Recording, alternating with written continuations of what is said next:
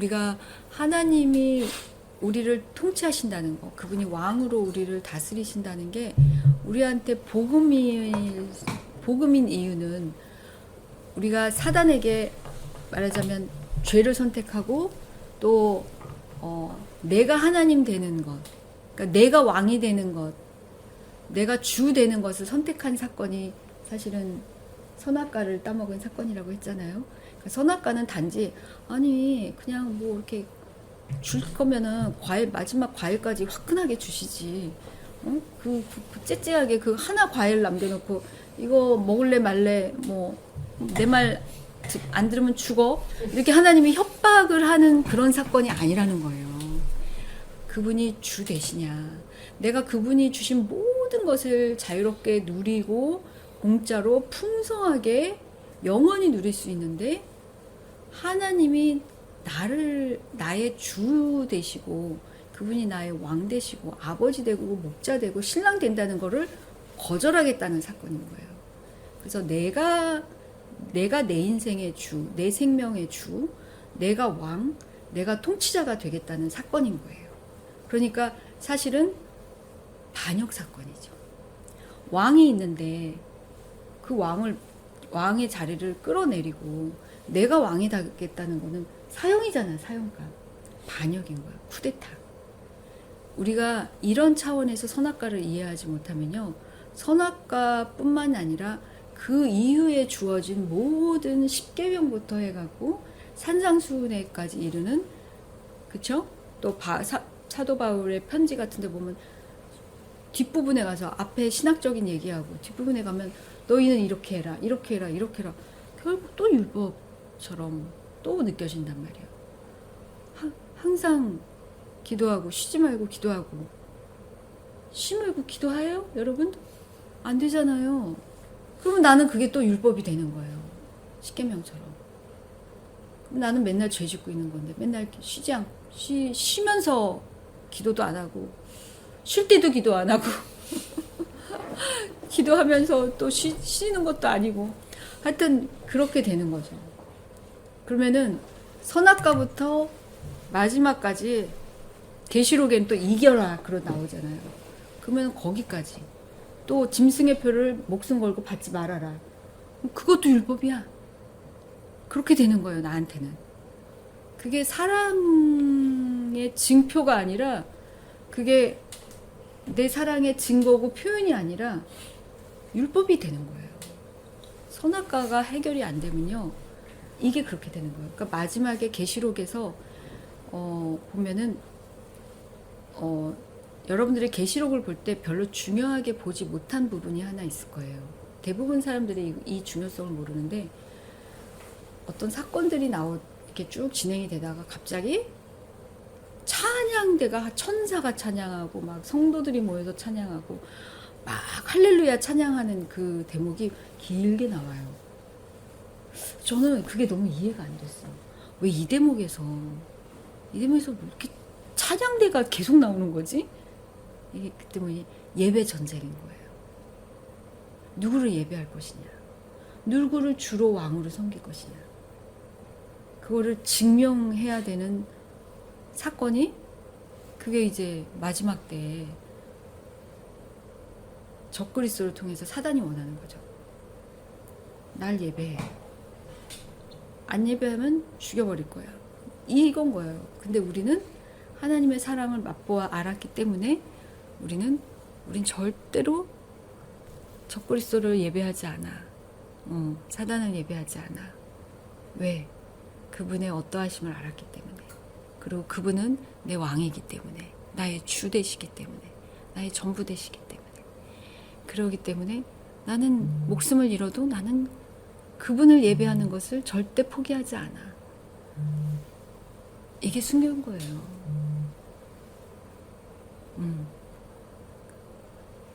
이거를 거절하니까 박해가 오는 거예요. 그래서 주님을 사랑하게 되면 물론 우리가 아프겠죠.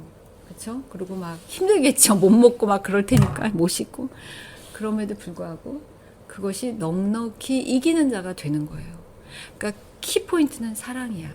그분을 알고 그분의 왕되심이 얼마나 내 생에 중요한지를 문자적으로 그냥 뭐 주님은 왕이다 이렇게 고백하는 게 아니라 진짜 그분의 선한 그 왕의 통치를 받지 못할 때 악한 왕 밑에서 아합 왕 밑에서 비가 안 오잖아요. 수년 동안.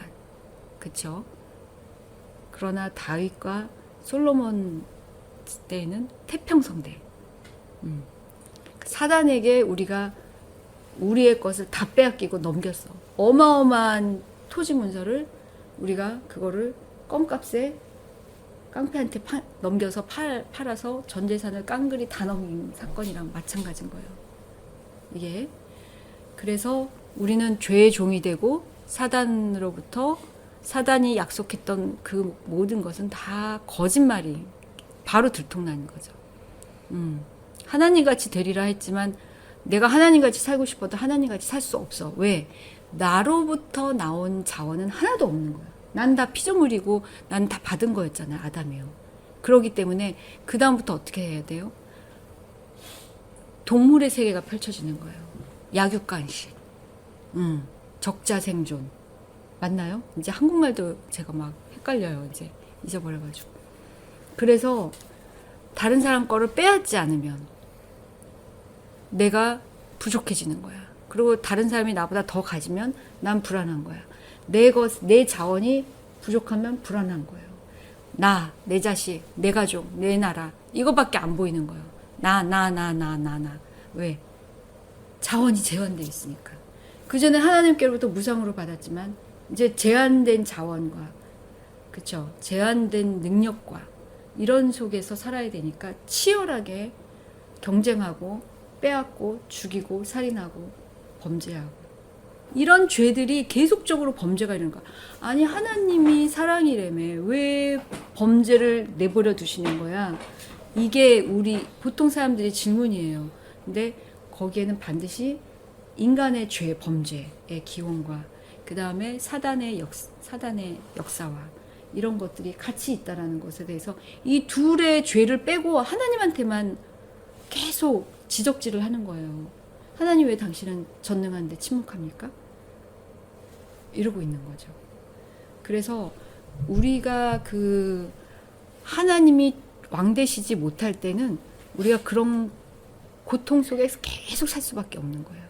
그래서 그분이 왕이 되어 주시면 그 사람에게서 그 가정에서 그 교회, 그 사회, 그 나라에 뭐라면 영적 기류가 바뀌는 거죠.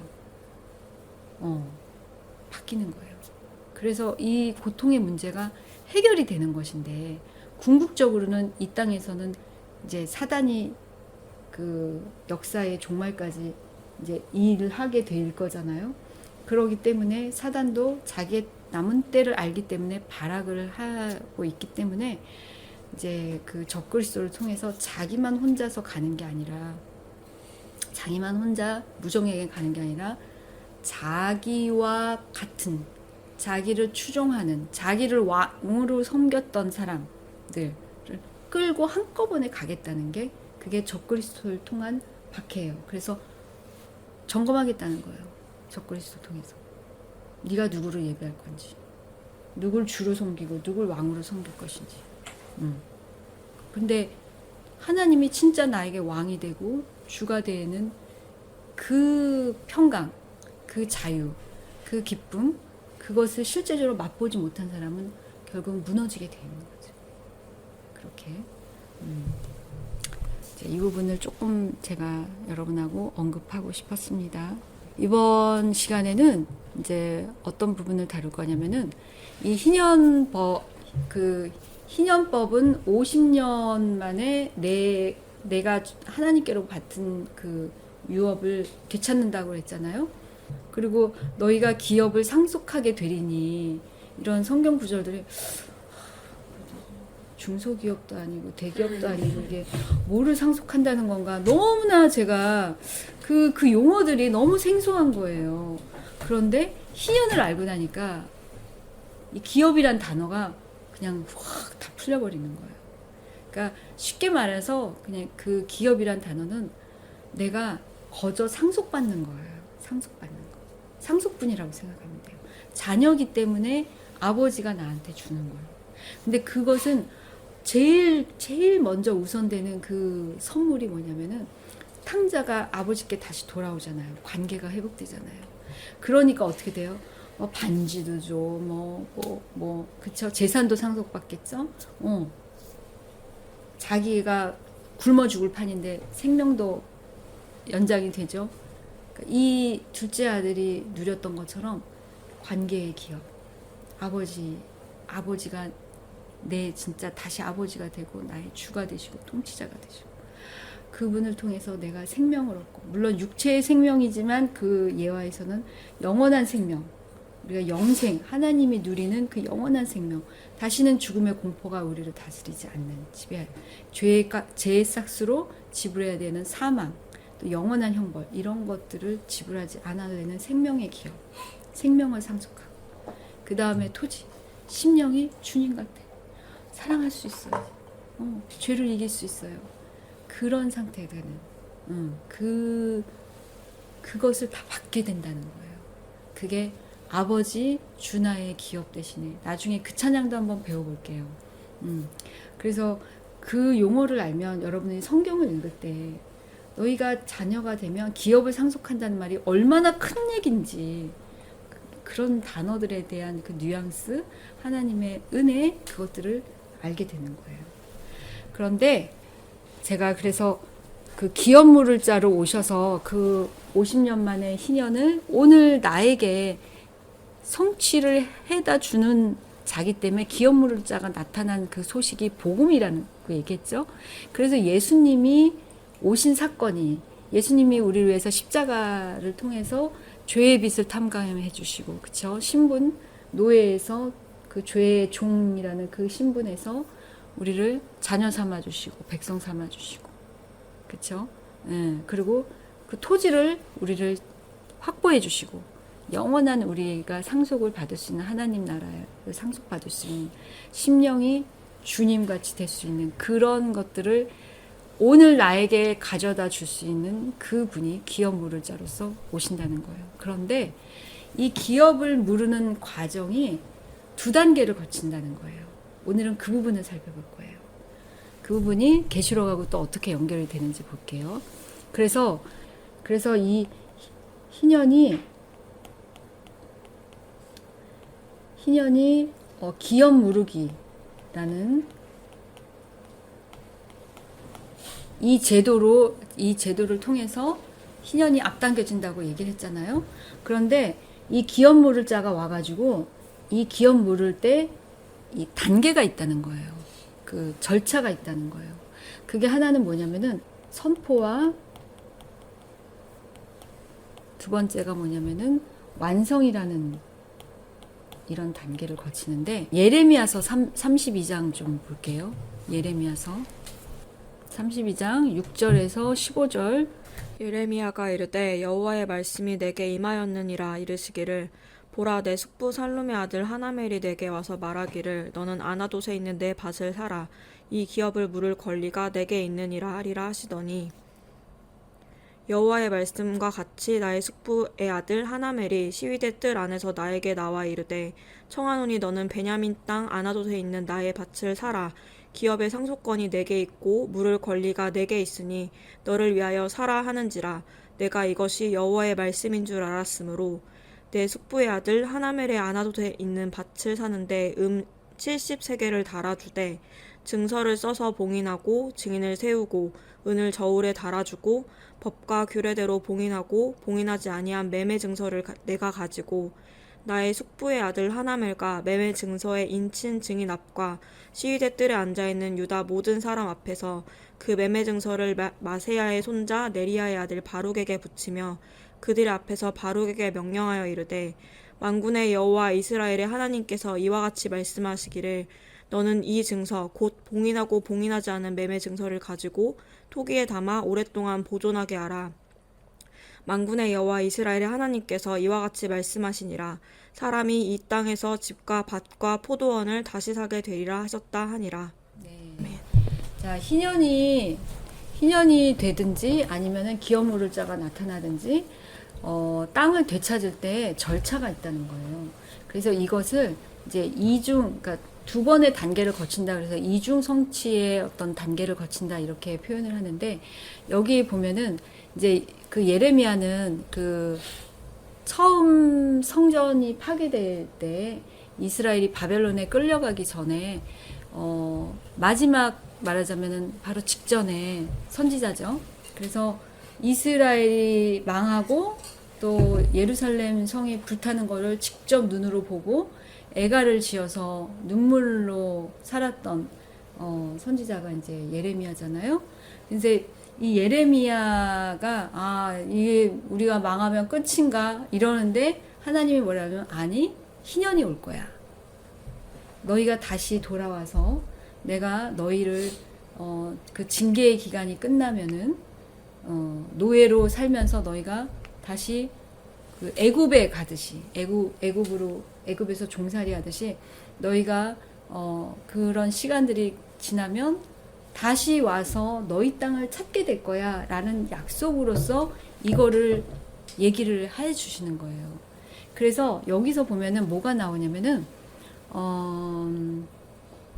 이제 기업 물을 권리가 이제 예레미야에게 있다는 거죠. 근데 여기서 두 가지 증서가 나와요. 하나는 임봉한 증서가 나오고요. 하나는 임봉치 아니한 증서가 나온다는 거예요. 두 가지. 법과 규례대로 임봉하고 임봉치 아니한 매매 증서를 내가 취하여, 이런 말이 나오고, 그 바로 위에 보면은 은 70세겔을 달아준 거예요. 밭값이 이거예요. 그런데 증서를 써서 임봉하고 증인을 세웠대요. 자, 증인이 나오죠, 여기에. 예. 임봉할 때도 증인이 있고요. 그 다음에 은을 저울에 달아주고 법과 규례대로 임봉하고 임봉치 아니한 증서를 내가 취하여 나의 숙부 아들 하나멜과 매매 증서에 인친 증인과 시위들 앞에 앉은 유다 모든 사람 앞에서 또 이것을 이제 증서를 또 이게 담는 거를 얘기를 하는 거예요. 그래서 이 하나멜의 밭을 예레미야가 샀다라는 요 증거가 이 두 장의 매매 증서에 있다는 거예요. 우리는 보통 이제 그 집 계약할 때 하나의 매매 증서를 카피를 해갖고 나눠 갔잖아요. 근데 여기는 하나는 딱 닫았어. 이렇게 그 실드 했어요. 이렇게 딱 그거를 붙여놨어. 못되게. 내용을 함부로 누가 조작하지 못하게. 그리고 하나는 붙이지 않았어요. 그래서 누구나 볼 수 있는 문서예요. 그래가지고 이게 개봉된 계약서고 하나는 개봉되지 않은 계약서가 두 개가 있다는 거예요. 임봉이라는 말이 말하자면 열람이 가능하냐 아니냐 이제 이걸 말하는 거죠. 그래서 땅의 소유권이 지금 누구로부터 누구에게로 갔는지를 써놓은 거죠. 이 두 가지가 다. 예. 그런데 임봉하지 않은 거는 누구나 볼 수 있는 거야. 내가 좀 확인 좀 하겠다. 얼마에 샀는지, 가격이 진짜 얼마를 지불했는지 이렇게 할 수 있잖아요. 근데 임봉된 거는 성전에다 보관했어요. 예루살렘 성전에. 왜? 그 땅의 영역은 하나님께서 각 지파별로 각 사람에게 나누어 준 거기 때문에 누구도 이거를 조작하면 안 돼. 그래서 그럴 수 있으니까 이거를 성전에 보관하니까 제사장들이 관리하는 거겠죠. 그쵸? 이 정도로 중요했다는 거예요. 그래서 첫 번째, 만약에 희년이 선포됐거나 아니면은 기업물자가 나타나서 땅값을 대신 치러주거나, 이제 특별히 기업물자가 나타난 요 사건에 제가 초점을 맞출게요. 룻기처럼.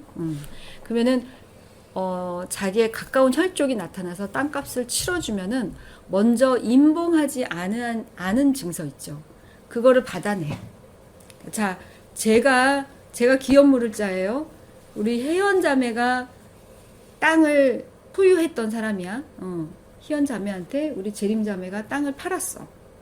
그러면은 제가 이 사람한테서 그 증서를 받아내서 확인하고 땅값을 지불하는 거예요.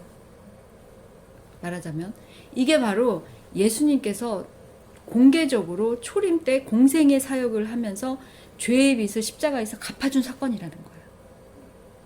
이게 첫 번째 과정이라는 거예요. 그래서 초림을 하셨어야 했어요. 그런데 이 성전에 보관된 그래서 희년을 선포하는 거죠. 이거를 증인들 앞에서 이거를 매매를 썼잖아요. 증인들 앞에서 그 룻기 보면은 이거를 공포를 하잖아요. 그래서 예수님도 공개적으로 사역을 하신 거예요. 모든 사람들 앞에서 그렇게 십자가에 달리심으로 모든 죄가 이렇게 해결이 됐다라는 그것을 선포해 주신 거예요. 사건이. 그 희년의 선포, 예수님이 오시면서 하나님 나라에 대해서 말씀하시고 희년을 선포하시고 그리고 실제적으로 그 선포된 것을 그 십자가 사건에서 이제 이루신 그런 사건이 초림이 바로 그 땅을 산 사람, 그 땅을 재림자매가 매매한 그 사람에게서부터 그것을 다시 되찾아오는, 그러니까 사단으로부터 우리의 죄 문제, 사단이 우리를 정죄하는 것으로부터 또 사단의 노예로서 속박되어서 살던 것으로부터 우리를 해방시키는 예수님의 보혈을 믿고 예수님의 사역을 믿고 우리가 예수님이 주 되신다는 거, 하나님이 주와 왕으로 우리에게 보내신 분이라는 것을, 그것을 믿는 그런 사건들을 통해서 우리가 바로 이 무효화시키는 작업을 시작하는 거죠. 근데 그 사연이 같은 경우는 예수님을 믿자마자 다 해결됐어 이렇게 되는데, 그렇게 지식으로 아는, 그냥 그래? 내가 뭐 용서가 됐다고? 뭐 내가 죄인이었다고? 그래, 죄인인 것 같기도 하고, 나를 뭐 용서해 주신다니까 좋고, 이런 걸 통해서 이게 갚아지는 게 아니에요. 매매 증서가. 이해가 되시죠? 무슨 얘기 하는지. 예. 그렇게 단순하지 않다는 거예요. 그렇게 지적인 것으로 이것이 해결되는 것은 아니라는 거예요. 우리 심령에 그리스도의 핏부림이 실질적으로 일어나야 되고, 십자가에 대한 계시가 우리 안에 일어나야지 이런 작업이 내 심령 안에 실제로 일어나는 사건이 되는 거예요. 그 다음에 이제 두 번째가 뭐냐면은, 이게 선포가 처음에 그 매매, 뭐죠? 임봉하지 않은, 선포는 임봉치 않은 계약서. 이 문제를 해결한 거예요. 그래서 사단이 우리를 정죄할 수 있죠. 지금도 정죄하죠. 그렇지만 우리가 주님의 보혈을 의지해서 지성소까지 나갈 수 있는, 공의와 사랑 이곳에, 이죄인 주 영광 앞에, 죄인임에도 불구하고 주님의 영광을 경험할 수 있고 맛볼 수 있게 하시는 그런 은혜가 바로 이 첫 번째 이 임봉치 않은 계약서를 다 찢어서, 사단 앞에서 찢어서 더 이상 얘는 네 소유가 아니다 라는 것을 선포한 사건이 십자가 초림 사건인 거예요. 자, 그 다음에 두 번째 사건은 뭐냐면은, 그 성전에 보관된 임봉된 사건, 임봉된 그 증서를 찾아와야 되잖아요. 근데 이거는 내가 아무 때나 가서 나 이거 돈으로 다 갚았으니까, 그 사람하고 이거 해결했으니까 이거 없애주세요 할 수가 없는 거예요. 그 성전에서 일어나는 매일의 제사가 있고 절기가 있고 뭐 이렇게 있잖아요. 그래서 그게 성전 창고에서 그 제사장들이 그 서류를 찾아서 제사장과 증인들 앞에서 그것을 떼고 확인해주고 그 다음에 그거를 불태워요. 이 소각하는 작업이 이게 이 증서를 불태워야만 완전히 이 땅을 팔았던 이 사건이 없어지는 거예요. 여러분, 여기 불태운다는 것에서 뭔가 찌릿찌릿 오지 않아요? 계시록이 다 불바다잖아요.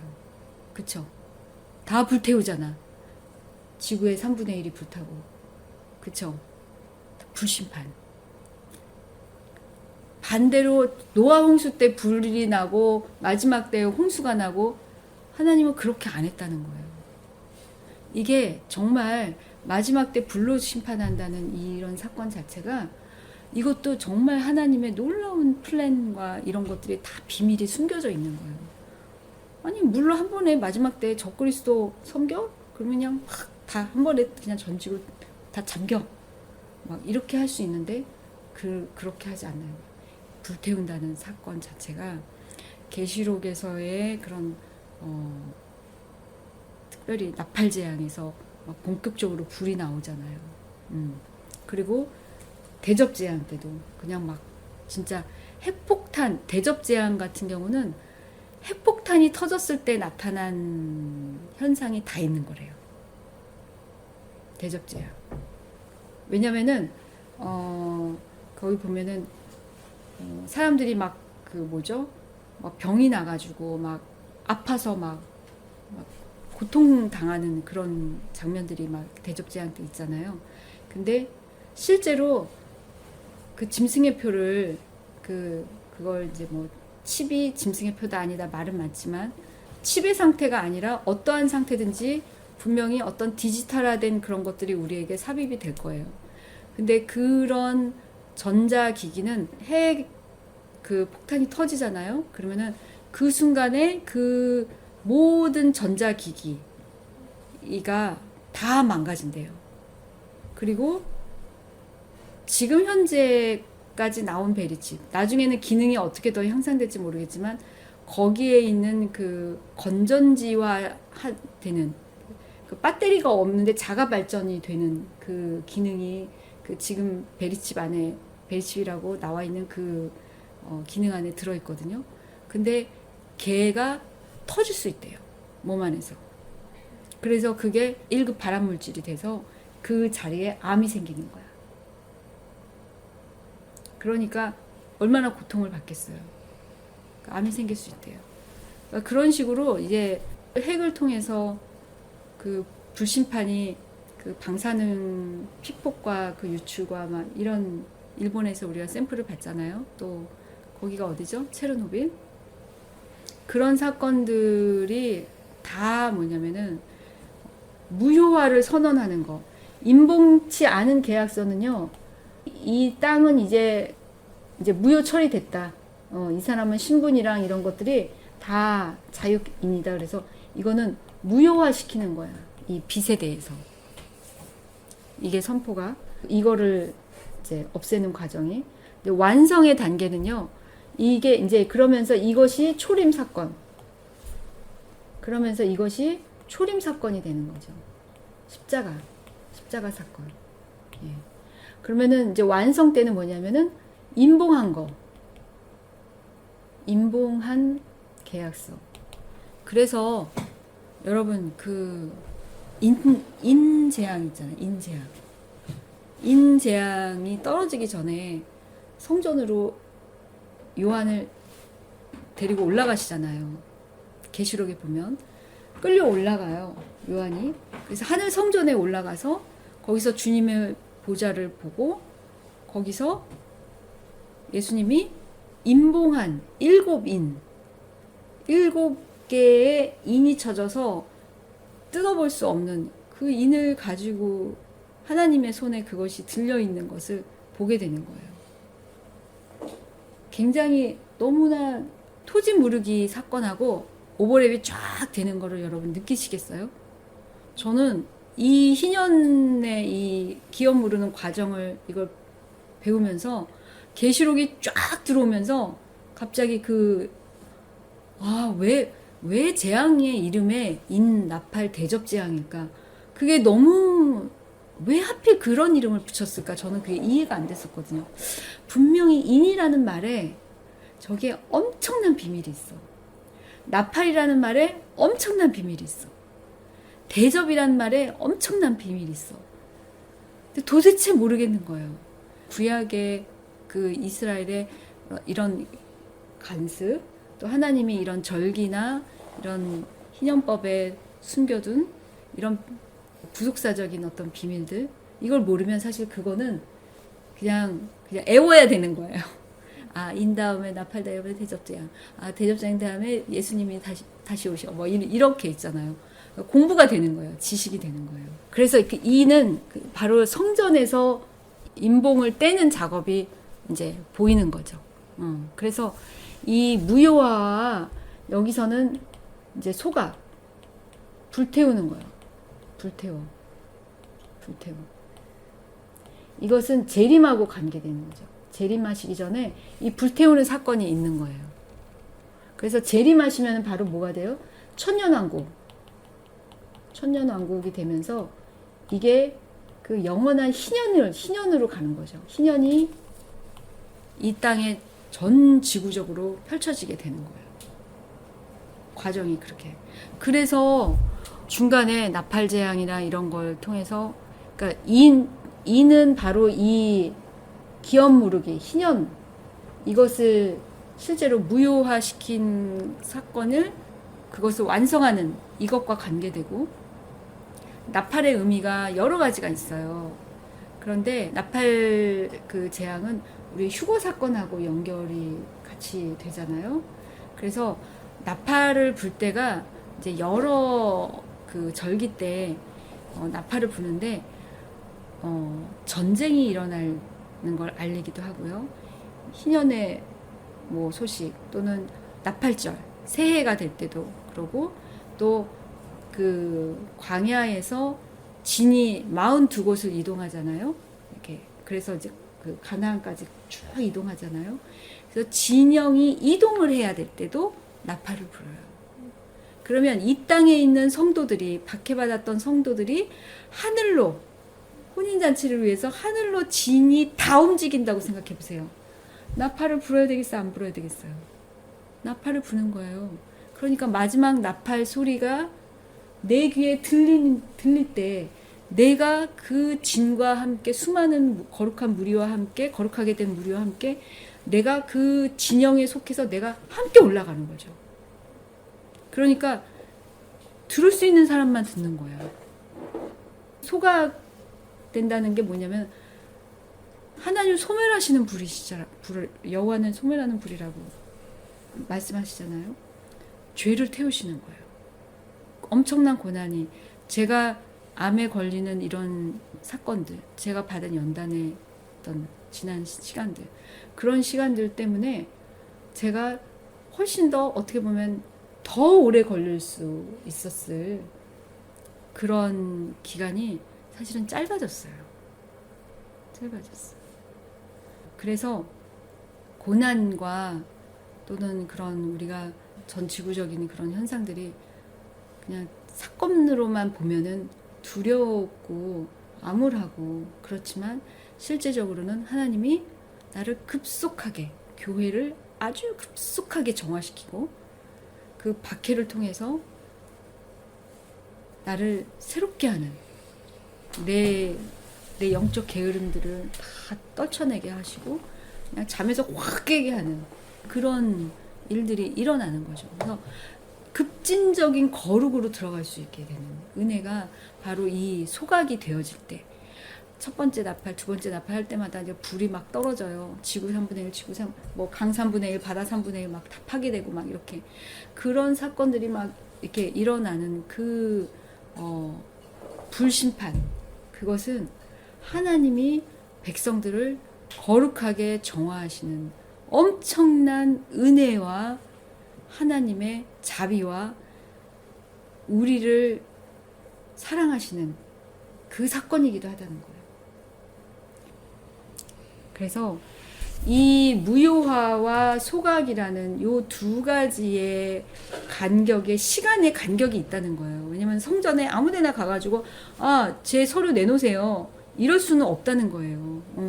제사장들의 스케줄에 맞춰서 그것을 가지고 오고 또 증인들을 또 우리가 모아야 되고 그래서 거기서 이런 소각하는 이런 절차 행사까지 다 맞춰야 되기 때문에 그래서 계시록에 성전에서 드리는 예배가 그렇게 계속 나오는 거야. 성전에서. 우리가 그런 이 희년을 알고 희년 그 기업 모르는 이런 절차 이런 것들을 알면 계시록이 되게 많이 풀어져요.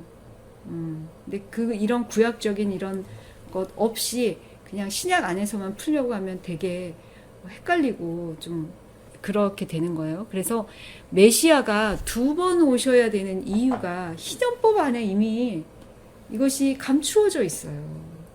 그런데 그 유대인들은 그냥 희년법은 희년법 율법이고 메시아는 한 번 와서 짜잔 하고서 이제 그 자기네 나라가 이제 세상에서 제일 높아지고 이런 거를 꿈꾸니까 예수님이 안 맞는 거예요. 자기네가 생각하는 한 번 오는 메시아, 그러니까 다윗처럼 솔로몬처럼 한 번 생애를 살고 가는 그 메시아를 생각하니까 도무지 예수님하고 그들의 그림이 안 맞는 거예요. 그러니까 예수님을 메시아로 인정할 수가 없어요.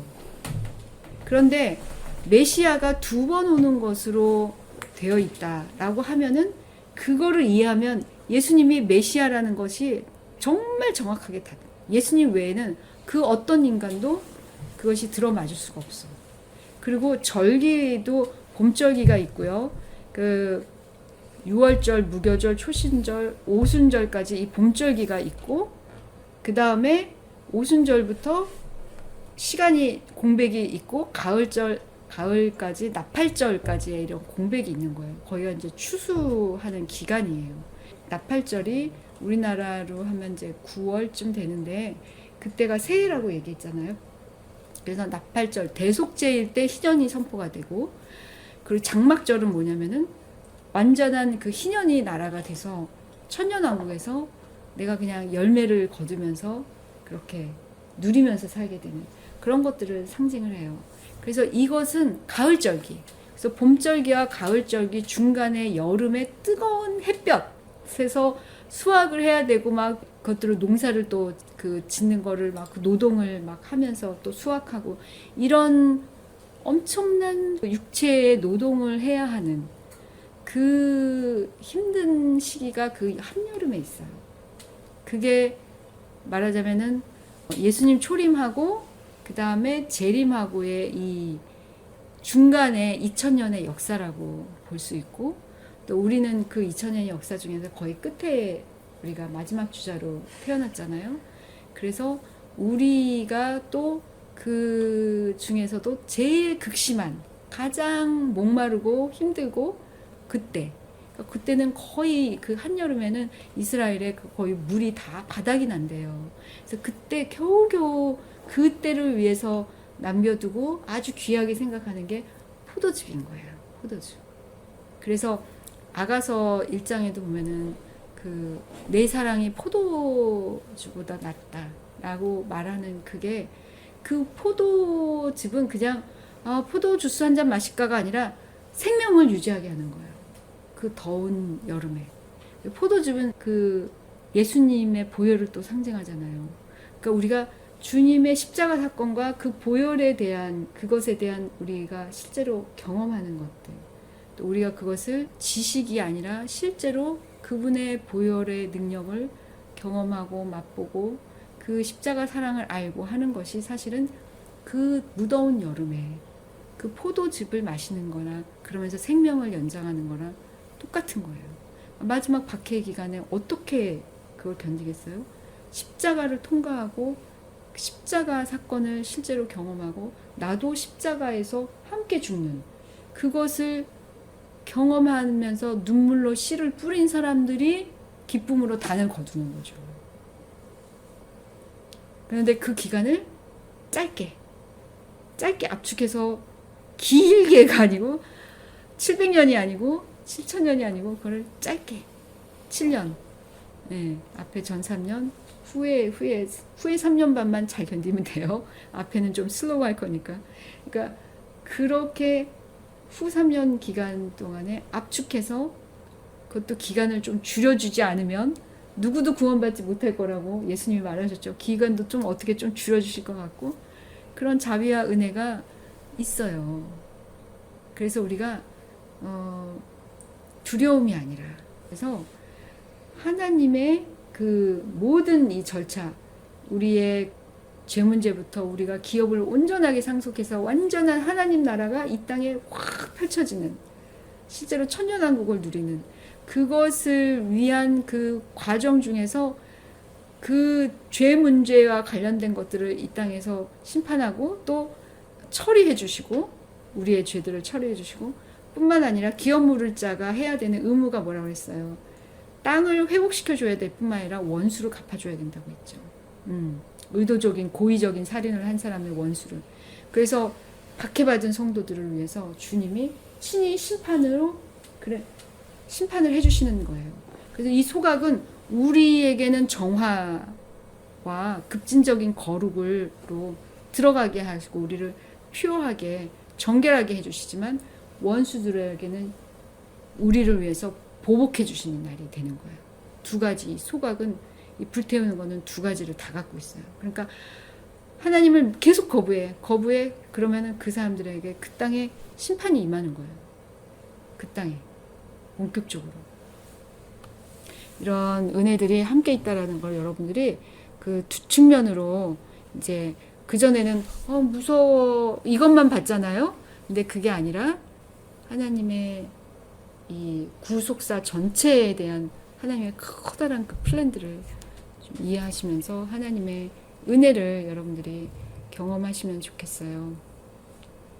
그래서 이 인봉을 떼는 일 자체가 무효화시키는 하나하나 그러니까 이제 그 인재앙에서 인재앙 다음에 나팔재앙 그다음 대접재앙이 써 있으니까 인재앙이 끝나면 나팔재앙이 일어나고 그러면은 맨 마지막에 대접재앙이 일어나고 이렇게로 기존에 많이 해석을 하셨더랬어요. 그런데 지금 이제 또 어떤 측면의 해석이 또 있냐면은 이 인은 전체 플랜을 보여주는 거다. 왜냐면 인재앙 그 뒤쪽에 보면은요. 마치 대접재앙 때 나왔던 내용이 동일하게 나오는 게 있어요. 그러니까 막 뭐 이렇게 뭐 바위 틈에 막 숨고 그 부자들이 숨고 뭐 그 어린 양의 진노에서 우리를 가리우라고 막 그런 그러니까 예수님을 인정하면서도 순종은 안 해. 왕으로는 안 받아들여. 그러니까 어린 양의 진노에서 우리를 가리워 달라고 말하는 이유가 뭐겠어요? 어린 양이 하나님이라는 걸 아는 거야. 그래도 자기네는 죽어도 예수님을 왕으로 통치자로 주로 안 받아들이겠다는 거죠. 그 사람들의 그게 선언이에요. 그 실제로 지금 여러분들이 아는지 모르겠는데 부자들이 땅을 사서 지하로 땅을 파잖아요.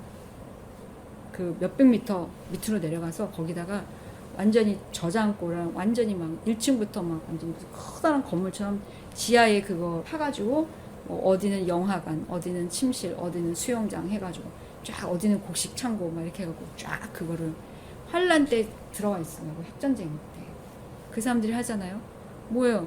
바위 속에 숨어서. 하나님은 거기도 다 지진으로 흔들 수 있잖아요. 그쵸?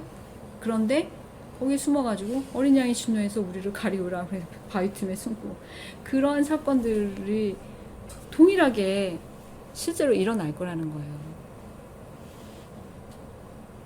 그래서 이 무효화와 소각하는 이 중간에 시간차가 있다라는 거에 대해서 여러분들이 이해를 하셨죠? 그래서 이제 이게 겹치는 부분이 이제 공통적으로 우리가 알 수 있는 게 뭐가 있냐면은 절차에서 제사장이 소각하는 이 과정이 있잖아요. 성전에 보관된 문서를. 그래서 이게 예루살렘 성전에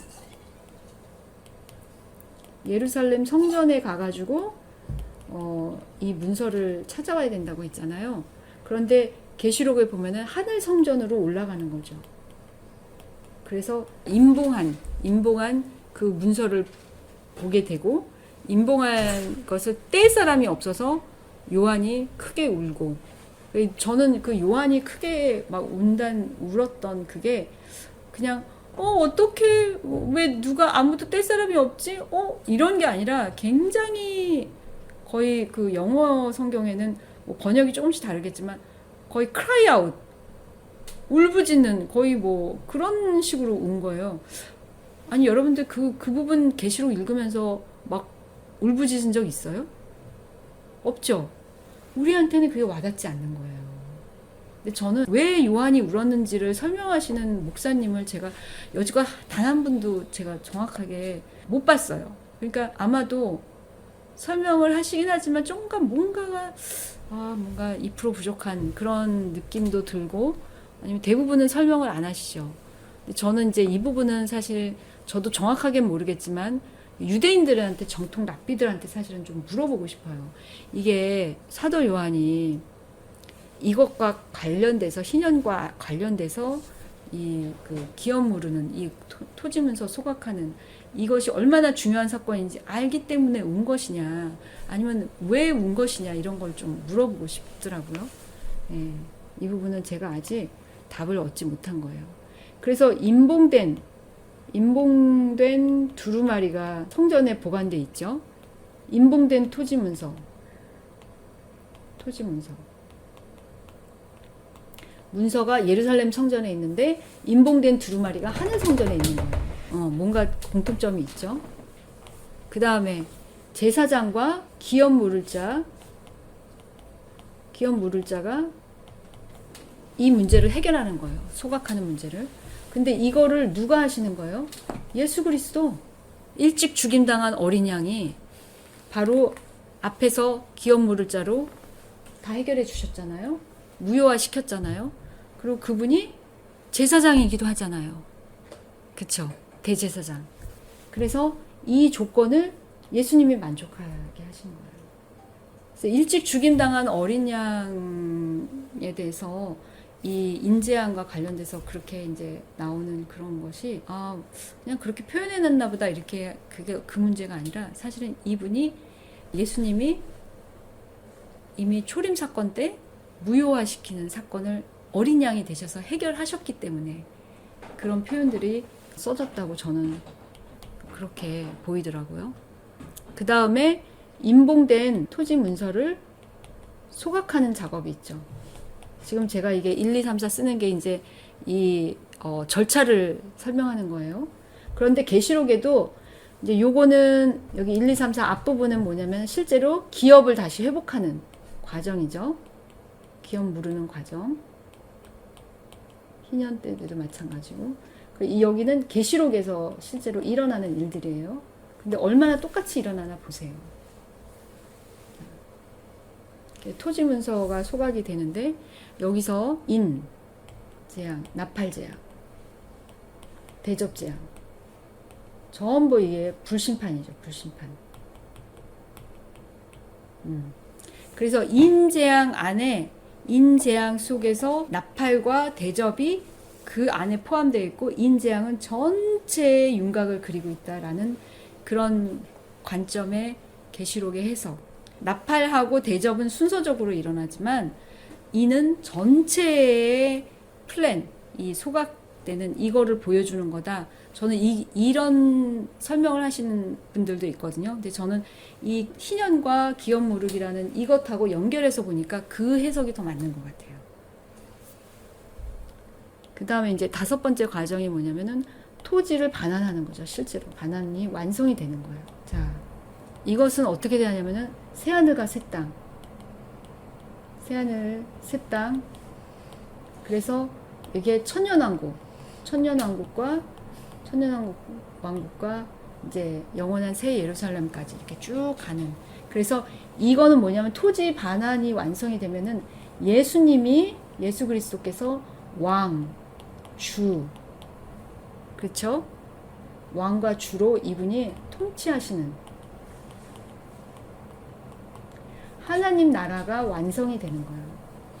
하나님 나라의 완성이 이 과정으로 이렇게 일어나는 거예요. 그러니까 지금 이 기업 모르는 과정, 희년 때 땅을 되찾는 과정하고 이 두 번째 있잖아요. 무효화시킨 다음에 성전에 가서 하는 거하고 계시록에서 이루어지는 일들하고 보세요. 이게 동일하게 일어나죠. 그렇죠? 그래서 영원한 하나님 나라가 이렇게 우리한테 펼쳐지는 거예요. 그래서 계시록이 두렵기만 한 것이 아니라 하나님의 거대한 그 역사 속에서 그 역사의 큰 물줄기 속에서 우리가 수혜를 입는 기업을 다 되찾고 그리고 하나님의 그 에덴 동산을 다시 회복하는 거기서 누리게 되는 그래서 모든 질서가 잡히는 하나님이 왕이 되셔서 통치하시고 이전에 우리가 막 힘쓰고 애쓰고 고통받고 여기서 이 사람 저 사람한테 치이고 또 이 나라 저 나라가 서로 전쟁하고 반목하고 이런 역사가 끝나고 그리고 영원한 평강과 질서가 있는 하나님의 통치가 있는 그래서 그 하늘과 땅이 통일되게 하려 함이라 그런 말씀이 있잖아요. 그게 뭐냐면 하늘에서 그 말씀하고 아버지의 뜻이 땅에서도 이루어지다 말씀하고 사실 같은 거야. 하늘에서 하나님의 뜻은 이런 원대한 계획을 갖고 있어요. 각 사람 한 사람에 대한 계획도 있지만 인류 전체에 대한 플랜도 이렇게 갖고 있는 거예요. 근데 그것이 어떻게 돼요? 그것이 말하자면 이 땅에 풀어지는 거. 그게 아버지의 뜻이 땅에 하늘에서 이룬 것 같이 땅에서도 이루어지이다. 하늘과 땅이 통일되려 하며 하늘에서 계획하시고 하늘에서 진행하고 있는 아버지의 뜻이 이 땅에서 그것이 완전하게 이루어지면 통일이 되는 거죠. 그러니까 새 예루살렘이 하늘에서 쫙 내려오는 거예요. 이 땅으로. 그래서 지금은 땅은 3차원 물리적인 세계, 하늘은 영원한 4차원, 5차원의 세계, 우리가 이런 식으로 개념을 이해하지만 새하늘과 새 땅이 되면은 그런 물리적인 막 이런 영적인 차원들이 그런 것들이 없어지는 거죠. 통일이 됐으니까 하나로. 그런 하나님의 플랜이 있습니다. 우리가 그 하나님의 플랜을 기억하시고 그래서 이제 우리가 부득이하게 박해를 통과할 수밖에 없죠.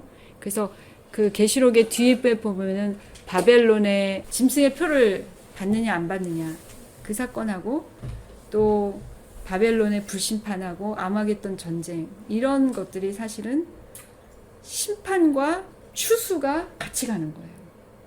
그러니까 추수가 지금 상태에서 정말 주님을 원하지 않잖아. 주님 조금만 늦게 오세요. 주님이 오시면 주님을 원했던 사람은 주님께 너무너무 기쁘게 주님께 달려가겠지만 주님을 원하지 않는 사람한테는 주님이 오실 때가 가까웠다는 건 재앙이죠. 왜? 그분이 자신의 죄를 그 죄에 대해서 심판하러 오시니까 심판주로 오시니까 그래서 소각이 필요한 거예요. 그 죄에 대한 모든 것들을 청산하시러 이 땅의 것을 깨끗하게 정화하러 그러니까 우리가 사실 손님이 오면 여러분 제일 먼저 뭐부터 해요? 청소. 그렇죠? 왜 청소해요?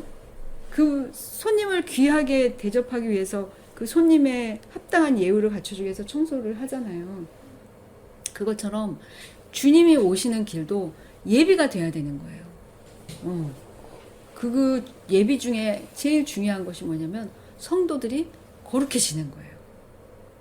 거룩해지는 거. 그래서 이 메시아 왕국이 천년 왕국이 이루어지면 이 주님이 재림을 통해서 이 토지 우르기가 완결이 되고 이 땅에 희년이 되고 우리는 그 영원한 나라를 영원히 누리고 에덴에서 받았던 아담이 받은 그 복 있잖아요. 생육하고 번성하라 땅에 충만하라 땅을 다스리라. 우리가 천국에 가면은 할 일이 없을 것 같아. 너무 지루하지 않겠어? 날마다 예배만 드려? 지루해. 이거를 다 고민해요.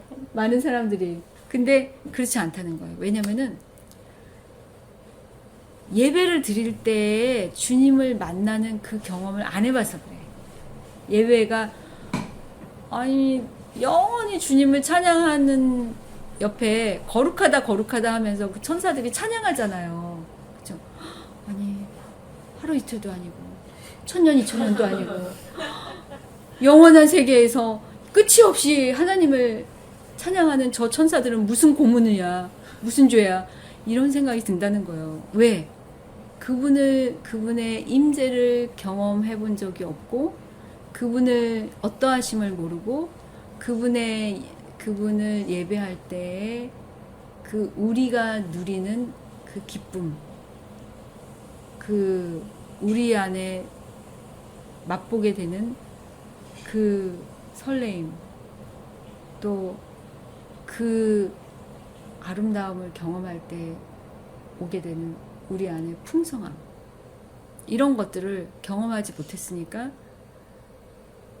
영원히 주님을 찬양하는 그렇게 하면서 보낸다고 이러면은 천국은 그야말로 지루함 그 자체인 거죠. 영원한 지루함이 있는 거야. 영원한 지루함. 그러니까 그런 사람들은요, 못 견뎌요. 예배를 못 견뎌요. 그래서 예수님 안 믿는 사람들이 교회 오면은 막 인상 쓰면서 나가고 막 이러는 이유들 있잖아요. 그게 못 견디는 거예요, 예배를. 우리가 그 정도의 그런 천사들이 경험하는 그런 예배를 우리가 드리지 못한다 할지라도, 그 수준이 안 된다 할지라도 이곳에서 주님을 높이고 주님을 하려는 사람들이 모인 이곳 자체, 특별히 구별된 이런 장소들 자체를 못 견디는 거예요. 그래서 천국은 주님이 그 사람을 선택했기 때문에, 은혜를 줬기 때문에 가고, 누구는 선택을 안 했기 때문에 못 가고가 아니라 내가 싫어서 안 가는 거라는 거예요. 결론적으로 천국은 그 사람들은 그거를 나를 섬기기를 더 원했기 때문에, 그랬기 때문에 못 가는 거예요.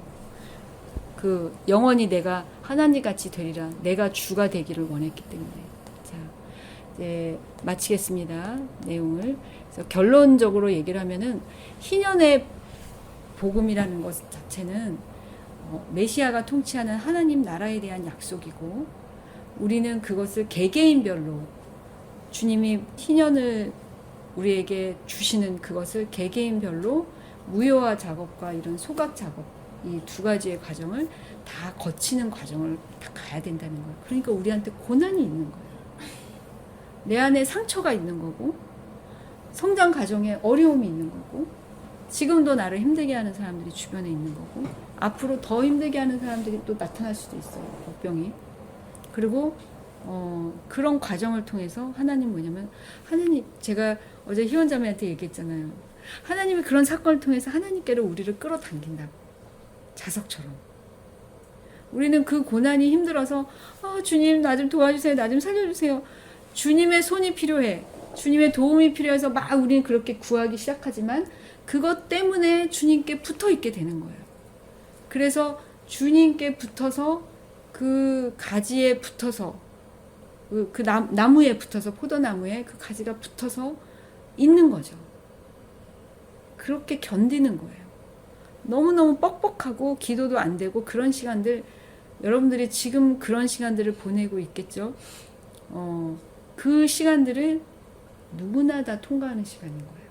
그런데 부흥이라는 거, 그러니까 박해가 이제 그 어떤 그 폴 워셔라는 그 목사님 아세요? 그 목사님이 그런 얘기를 했어요. 지금 현대교회는 소망이 없다. 그런데 정말 둘 중에 하나다.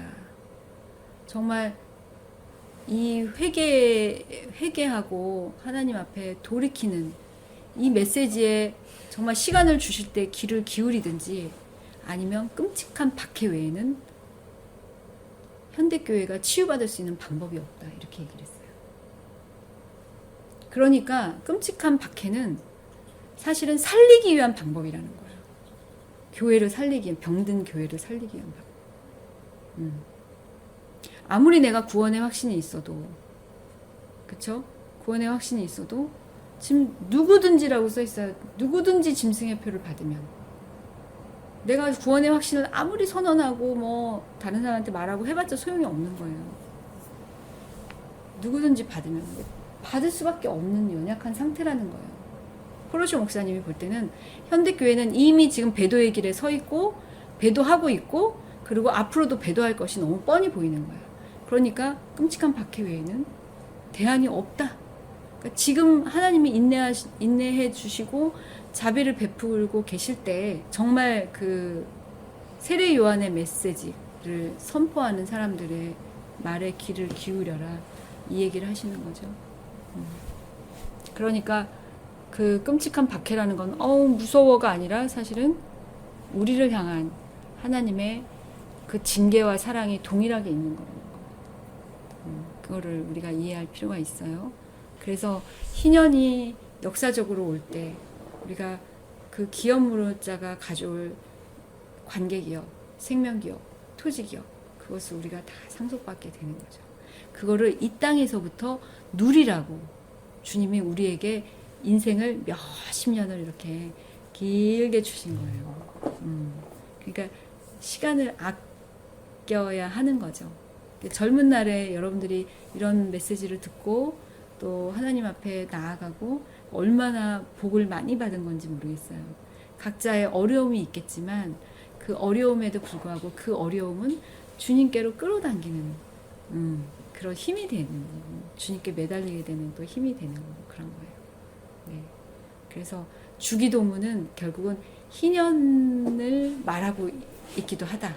아버지의 뜻이 하늘에서 이룬 것 같이 땅에서 이루어지이다. 그 아버지의 플랜 전체 역사의 구속사의, 그러니까 인류 개개인과 인류 전체를 구원하는 하나님의 플랜을 구속사라고 그래요. 아이고, 이 말을 너무 늦게 설명을 했네. 그래서 이 구속사 전체가 그리고 있는 그 메시지가 주기도문에도 들어있다. 그리고 계시록에 그것이 함축적으로 풀어지고 있고 그것의 완성이 계시록에 풀어져 있다. 우리는 거기에 한가운데 있고 우리는 뭐냐면은 급진적인 그 이제 박해가 오면 급진적인 부흥이 일어날 거예요.